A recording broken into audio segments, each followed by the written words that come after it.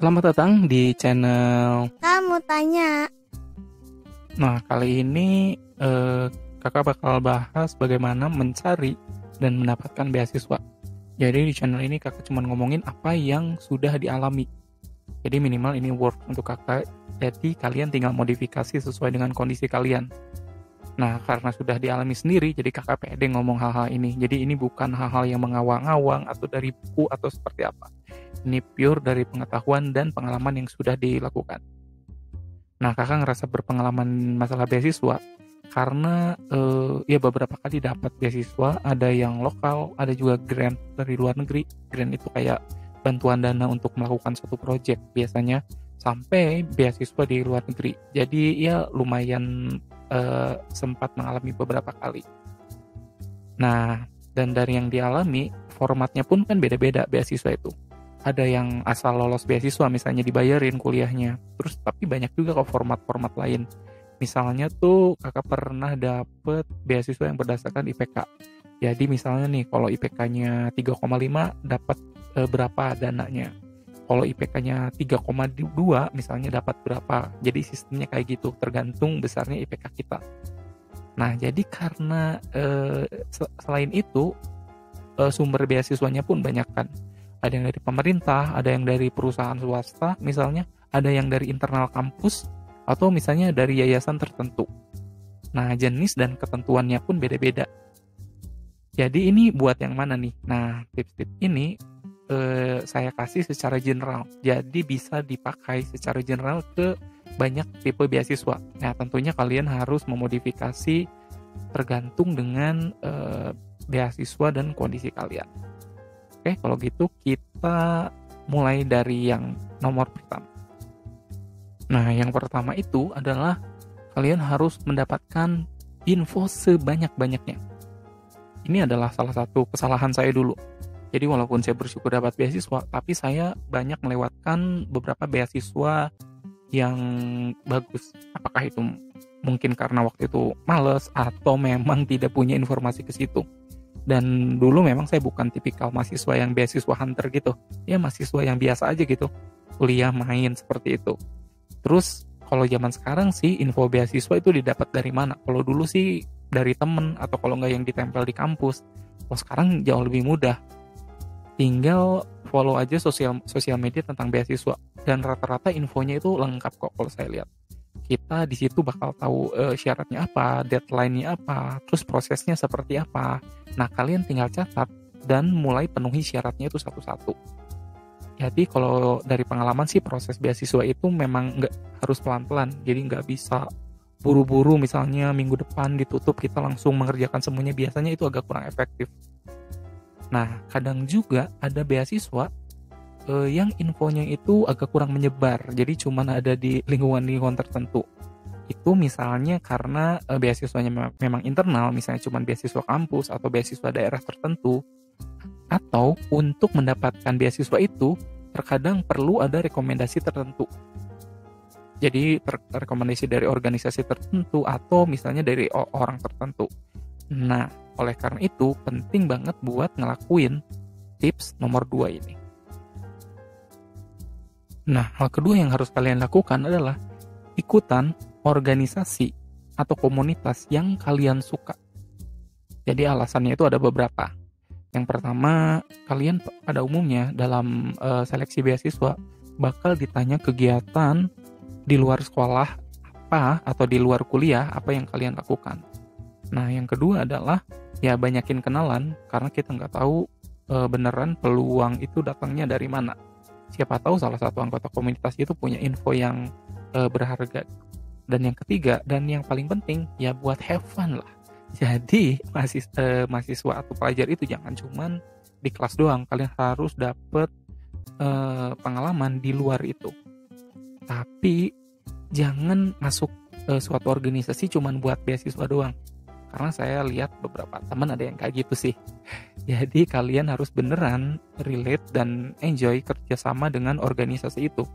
Bakalan kelihatan kok nanti yang beneran enjoy sama yang ya buat kepentingan CV doang gitu. Lalu organisasinya itu organisasi kayak gimana sih? Ya misalnya nih yang paling umum ya, ada himpunan mahasiswa misalnya, ada BEM, lalu ada pecinta alam, olahraga, seni, bahkan beberapa ada organisasi antar kampus. Atau kalian juga bisa gabung komunitas lain yang kalian suka, nggak harus di kampus. Misalnya ada yang ngajar ke anak jalanan, ada yang komunitas baca misalnya untuk yang suka baca, ada juga komunitas tari lokal. Pokoknya banyak banget pilihan, dan kuncinya adalah pilih yang beneran kalian suka, karena ya kalian bakalan lebih aktif dan bakal mendapatkan banyak di situ. Selain itu, keunggulannya buat kalian kalau kalian ikutan organisasi kayak gitu, biasanya kalian bakal lebih luas dalam bergaul dan bakalan punya banyak pengalaman menarik buat diceritakan ketika proses wawancara. Jadi jangan mikir buat beasiswa itu perlu nilai gede doang. Oh, yang penting nilai saya gede banget nih. Tapi kita juga perlu sesuatu yang nunjukin kalau kita itu nggak cuman bisa belajar doang. Tapi ini juga berlaku sebaliknya. Jangan cuman kalian organisasi doang, tapi nilai-nilai jadi terbengkalai. Nah, ini bakal kita bahas di poin nomor 3. Nah, yang berikutnya adalah nomor 3, yaitu usahakan nilai akademis kalian pun bagus. Mungkin kalian sempat tanya ya, emang IPK tuh ngaruh gitu buat cari kerja misalnya? Itu ada tuh yang IPK-nya kecil sukses-sukses aja. Kita sering denger kan yang kayak gitu. Itu bener sih. Dari pengalaman saya, IPK tuh biasanya cuma jadi advantage buat proses seleksi aja. Tapi kalau misalnya udah masuk kerja, ya itu tergantung skill masing-masing untuk bisa maju gitu. Tapi kalau proses seleksi aja kita nggak lolos gara-gara IPK, gimana kita mau nunjukin skill coba? Nah, begitu juga buat beasiswa.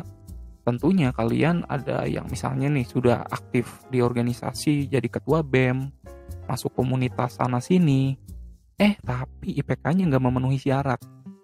Misalnya IPK-nya harus 3, tapi kalian di bawah itu, kan jadi nggak lolos proses administrasi ya. Kalian juga jadi nggak bisa nunjukin kemampuan kalian di bidang di luar kampus gitu. Karena itu, ya usahain secara akademis pun baik.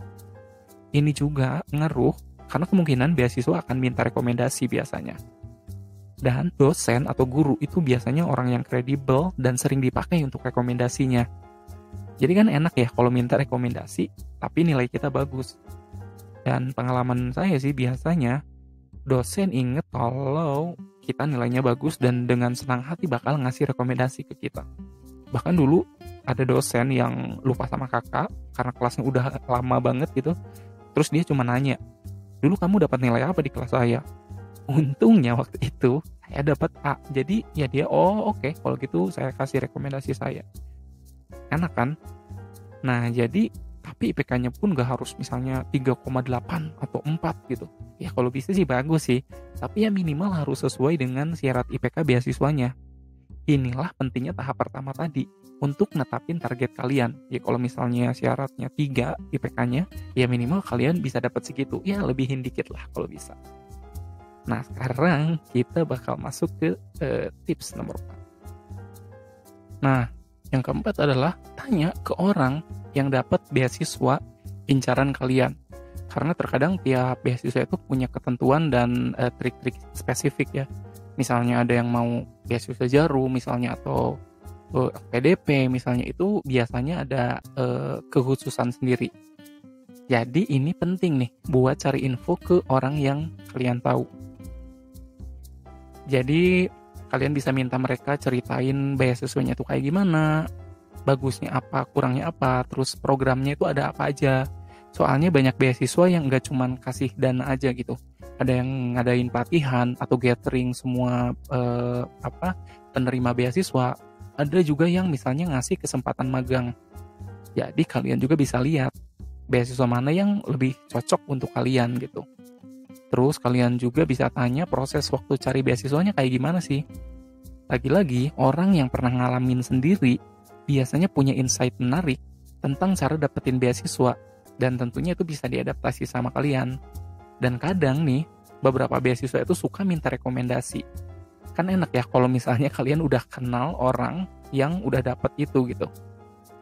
Lagi-lagi sosial media bisa jadi pendekatan terbaik sekarang. kalau kalian minta dengan sopan, kemungkinan bakal dibalas dengan baik sih, kalaupun misalnya kalian nggak kenal banget. Tapi kalian bisa cari dari orang-orang terdekat kalian terlebih dahulu. Oh iya nih, ada juga etika untuk menghubungi orang. Mungkin nanti kalau misalnya kalian pengen, bisa kakak bahas juga video mengenai ini. Nah, berikutnya masih ada 4 tips lagi, tapi kalau dari 4 tips awal ini kalian mendapatkan banyak manfaat, kalian bisa subscribe, like, dan juga komen kalau misalnya kalian pengen bertanya sesuatu. Oke, sekarang kita lanjut ke tips nomor 5. Nah, nomor 5 ini walaupun ini setiap orang sudah tahu gitu, cuman kakak pengen menegaskan lebih lagi aja. Nomor 5 adalah dalam prosesnya, semua administrasi dan lain-lain isi dengan jujur. Jadi nanti kan ada proses misalnya membuat semacam personal statement atau mengisi data-data, mengisi prestasi. Nah, kalian jujur aja ngisinya, nggak usah dibuat berlebihan dan lebay. Jadi kalau misalnya juara 3 lomba fisika, ya tulis aja juara 3. Atau kalau misalnya nggak pernah masuk OSIS, ya nggak usah ditulis. Intinya jujur aja dan gak usah terintimidasi sama orang lain yang profilnya kayaknya canggih banget. Kenapa? Karena tiap orang itu unik. Kenapa saya mention ini? Karena suka ada kecenderungan untuk melebih-lebihkan pengalaman atau prestasi demi bikin wow gitu si pewawancaranya. Nah, padahal sekalinya ketahuan bohong misalnya kalian, maka reputasi kalian udah bakalan habis dan kalian bakal di blacklist. Bisa-bisa efeknya lebih gede lagi kalau misalnya organisasi yang nge-blacklist kalian ternyata kerjasama dengan organisasi beasiswa lainnya. Jadi intinya sih, lakukan semuanya prosesnya dengan jujur. Sekarang, dan biasanya itu bakalan ketahuan kalau yang begitu-begitu itu kalau dalam proses wawancara. Oleh karena itu, sekarang kita masuk ke tips berikutnya, nomor 6. Nah, tips berikutnya adalah mempersiapkan diri dengan maksimal buat wawancara. Tapi saya kasih disclaimer dulu ya, jadi kakak nggak punya kapasitas di dunia HRD, tapi ini pure dari pengalaman. Dan pengalamannya tuh, kalau kakak sebagai orang yang apply, beasiswa itu proses pentingnya itu, salah satu yang paling penting adalah di wawancara. Jadi mereka kayak mau mastiin kualitas kalian tuh beneran sama dengan CV yang kalian kirim atau enggak. Nah, jadi kalau kakak pribadi suka nyiapin lebih untuk si proses wawancara ini. Ya minimal menyiapkan beberapa pertanyaan standar lah. Jadi minimal tuh pertanyaan yang paling standar tuh kelemahan kalian apa, kelebihan kalian apa, terus prestasi yang bikin bangga apa, terus pengalaman yang bikin kecewa, terus kenapa lembaga beasiswa itu harus milih kamu untuk mendapatkan si beasiswanya. Nah, salah satu tips yang paling bermanfaat dari kakak adalah selain jawaban langsung, selalu siapkan contoh konkret untuk mendukung jawaban itu. Tapi yang beneran kalian lakuin ya. Jadi misalnya nih, pertanyaannya, apa sih kelebihan kamu? Terus kakak jawab, oh leadership. Saya bangga bisa memimpin banyak orang. Nah, jangan berhenti di situ. Kasih contoh yang konkret. Misalnya, saya pernah memimpin 100 orang panitia untuk membuat acara tahunan di SMA ketika saya jadi ketua OSIS. Nah, kan ada contohnya ya, jadi lebih meyakinkan. Jadi intinya adalah list beberapa pertanyaan utama, setelah itu siapkan contohnya. Seperti itu. Tapi mungkin untuk wawancara ini kemungkinan bisa dibuat video lebih detail kalau misalnya kalian mau. Cuman secara garis umum itu adalah tipsnya. Nah, sekarang kita masuk ke yang nomor 7. Nah, tips nomor 7 adalah kalian harus netapin target berdasarkan dari informasi yang sudah kalian dapat dan persiapkan sedini mungkin, secepat mungkin. Jadi gini nih, walau misalnya beasiswanya dibuka nanti Oktober dan saat ini masih bulan Juli misalnya nih, ya kalian siapin dari sekarang. Karena nanti semakin dekat waktu deadline biasanya masih banyak hal yang perlu disiapin dan itu nggak akan maksimal kalau terburu-buru. Terus kalian juga harus siapin target beasiswa yang mau kalian lamar. Itu kan banyak banget pasti tuh. Target aja beberapa yang menurut kalian menarik dan cocok buat kalian. syaratnya kan beda-beda tuh ya tiapnya. Makanya tiap beasiswa, makanya perlu disiapin dari jauh-jauh. Soalnya beasiswa yang kalian lamar belum tentu diterima semua. Atau kalau dia pakai kalimat lain adalah pasti ada beasiswa itu yang ditolak. Pasti ada. Nah, gimana supaya kalian tahan mental? Kita masuk ke tips nomor 8. Nomor 8 adalah, walaupun ini sangat klise, nomor 8 itu adalah siap atas penolakan atau menyiapkan diri atas penolakan. Jadi supaya kalian gak kaget. Jadi kalian tuh harus siap atas penolakan karena kakak pun beberapa kali ada yang ditolak. Jadi gak usah minder lihat postingan temen misalnya yang diterima di puluhan beasiswa atau di puluhan kampus, karena itu biasanya outlier aja. Kebanyakan orang, bahkan yang paling keren yang kalian tahu, biasanya sih banyak banget yang ditolaknya. Bahkan ada yang puluhan kali ditolak sebelum diterima si beasiswanya. Karena itu siapin mental, karena ketika ditolak pun itu bukan berarti kalian jelek, tapi memang biasanya nggak cocok sama si beasiswanya. Jadi jangan ada pressure ketika lihat orang lain dapat beasiswa. Tiap orang untuk dapetin itu memang beda-beda. Jadi yang paling penting ya kita lakuin apa aja yang kita bisa. Terus hasilnya ya bakalan jadi yang terbaik juga buat kita. Nah, salah satu mentalitas yang perlu dibangun biasanya nih dalam apply beasiswa adalah kemandirian. Jadi jangan mau disuapin mulu. Ketika ada hambatan apa, coba lagi sendiri, cari infonya lagi sendiri, dan harus mengusahakan yang lebih dibanding yang lain. Terus kalau ya gagal, ya coba lagi, karena semakin sering kita gagal, semakin ngeh kita salahnya apa, dan kita bakal bisa ngeperbaiki itu.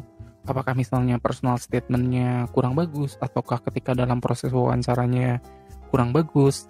Nah, nanti itu bisa dipakai untuk memperbaiki ke depannya. Sehingga kalau misalnya terus dicoba terus, bakalan hasilnya bakalan jauh lebih baik. Nah, segitu aja. Semoga beruntung dalam apply beasiswanya. Dan kalau misalnya memang dirasa bermanfaat, jangan lupa subs dan share juga ke teman-teman kalian. Terus kalau misalnya ada yang mau ditanyain, komen aja. Nanti bakal kita bahas. Cheers!